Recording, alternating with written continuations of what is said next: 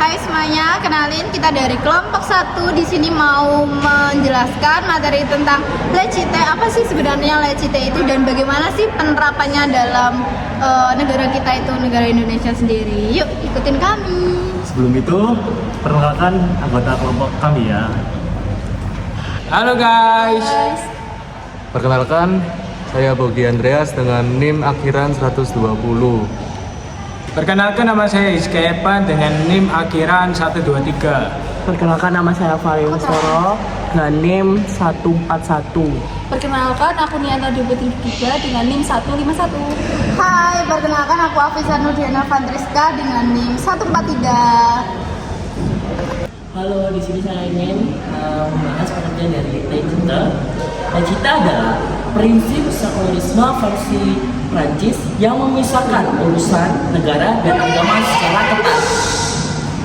Secara harfiah berasal dari bahasa Latin Laicius dan Yunani Laus yang berarti orang awam. Konsep ini menekankan netralitas negara terhadap agama dan menjamin kebebasan setiap individu untuk berkeyakinan, termasuk tidak beragama. LCT berbeda dengan sekularisme yang diterapkan di negara lain karena berfokus pada penghilangan simbol dan ekspresi keagamaan di ruang publik. Makna utama LCT memisahkan mutlak agama dan negara.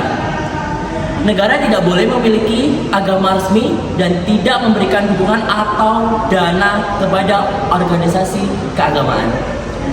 Materi selanjutnya akan dibacakan oleh rekan saya selanjutnya. Jadi di sini saya akan melanjutkan yang disampaikan oleh rekan saya. Saya di sini kebagian untuk menjelaskan tentang netralitas negara. Netralitas negara, lembaga negara termasuk sekolah dan pegawai negeri harus netral terhadap semua agama. Kebebasan berkeyakinan, warga negara bebas untuk memeluk atau tidak memeluk agama dan negara melindungi hak tersebut. Sekian dari saya, akan dilanjutkan oleh partner saya. Terima kasih. Di sini saya akan menjelaskan mengenai penghilangan simbol agama dari ruang publik. Ekspresi atau simbol keagamaan yang mencolok di lembaga-lembaga politik seperti sekolah dilarang karena untuk menjaga netralitas dan kesetaraan. LCT menerapkan di Indonesia konsep LCT tidak sesuai dengan dasar ideologi dan juga konstitusi di Indonesia. Berikut perbedaannya. Dilihat dari aspek pemisahan negara dan agama, LCT memisahkan urusan agama dari negara secara ketat. Sedangkan kita tahu sendiri Indonesia sebagai ideologi Pancasila tidak memisahkan agama dari negara.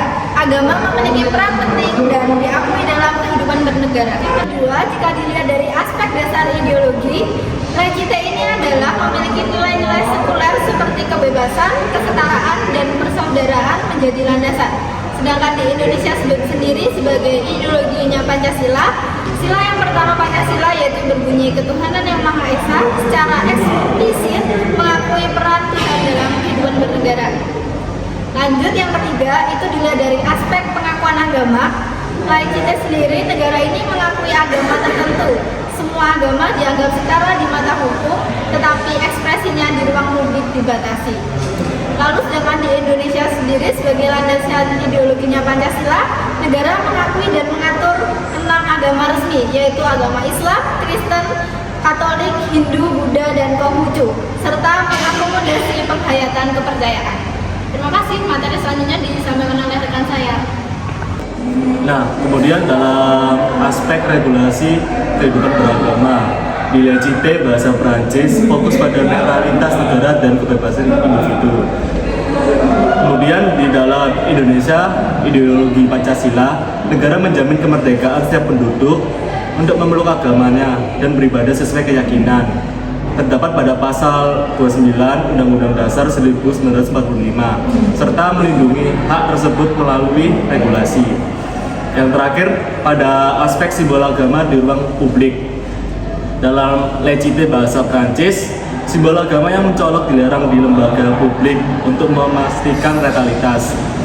Kemudian dalam bahasa Indonesia, ideologi Pancasila, simbol dan ekspresi keagamaan dapat muncul di ruang publik dan negara, mengakomodasi kebutuhan pribadi, beribadah, misalnya dengan mendirikan Kementerian Keagamaan.